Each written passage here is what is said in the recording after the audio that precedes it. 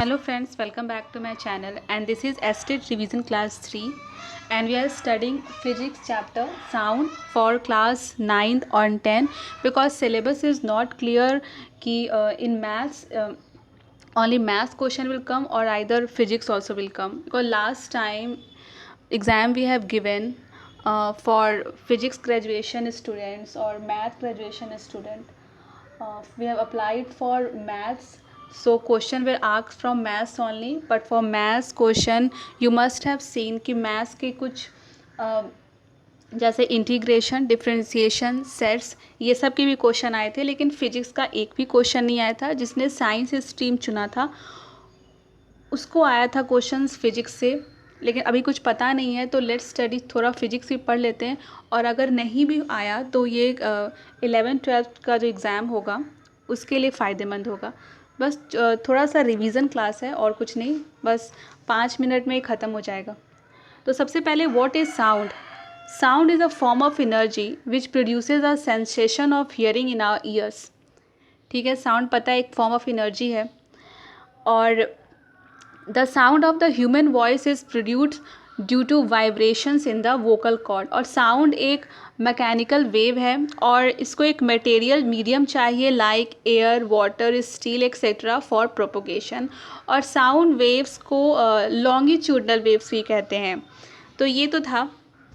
अब ये mechanical wave है। स्ट्रक्चर ऑफ ईयर से क्वेश्चन आ सकता है कि आउटर ईयर को क्या कहते हैं, तो इसको पीना कहते हैं, इसका नाम है pinna. Question can be asked. और इसका काम होता है collect sounds from the surrounding, ये इसका काम है। Now what is sonar? Sonar का you can ask the full form, तो full form is sound navigation. This can be asked. Sound navigation and ranging. ये एक ऐसा डिवाइस है that uses ultrasonic waves to measure the distance, direction, speed of under water object. और इसका formula होता है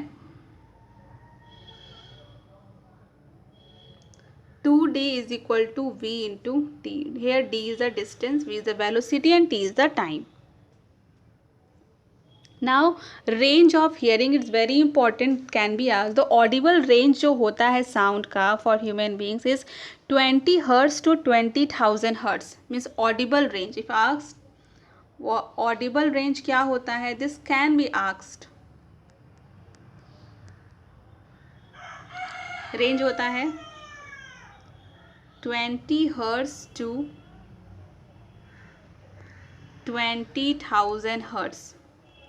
And there also can be asked relation, means 1 hertz में कितने साइकिल पर सेकेंड होते हैं, तो 1 hertz is equal to 1 cycle पर सेकेंड. And also important, जो children under the age of 5 and some animals such as dog can hear up to 25 kilohertz, and 1 kilohertz is equal to 1000 hertz. And जो older people हो जाते हैं, बूढ़े, वो 20 hertz से भी नीचे सुनते हैं, और उस 20 हर्ट्ज के नीचे सुनने वाले साउंड को कहा जाता है इंफ्रासोनिक साउंड। और जो फ्रीक्वेंसी जो हायर देन 20 किलो हर्ट्ज उसको कहा जाता है अल्ट्रा साउंड।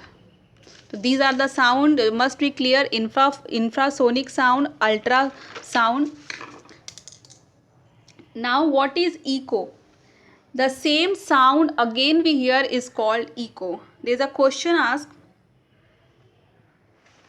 कि a person clapped his hands near a cliff and heard the echo after 2 seconds. Then what is the distance of the cliff from the person if the speed of the sound is taken as 346 meter per second? तो सबसे पहले तो distance travel by the sound होगा, वो तो होगा v into t. तो v into T क्या होगा, 346 इंटू 2 आ जाएगा 692 मीटर। ये हो गया distance travelled by the sound. लेकिन जो क्वेश्चन पूछ रहा है what is the distance of the Cliff from the person, तो साउंड तो दुगना नीचे गया है फिर ऊपर आया है, इसका मतलब 6 जो 92 आया है उसको 2 से डिवाइड करेंगे तो उसका सही आंसर आ जाएगा, मतलब 346 meter is the answer.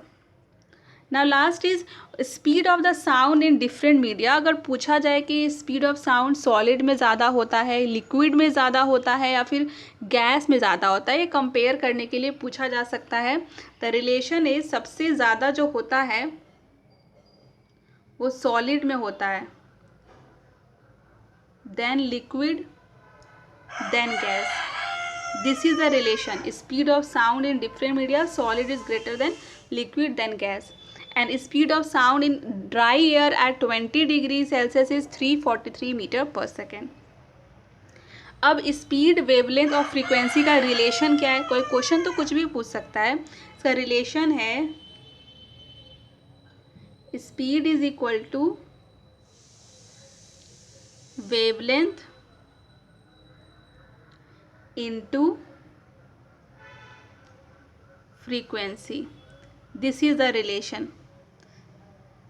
Is very important relation is speed is equal to wavelength into frequency. So this was all. Thank you.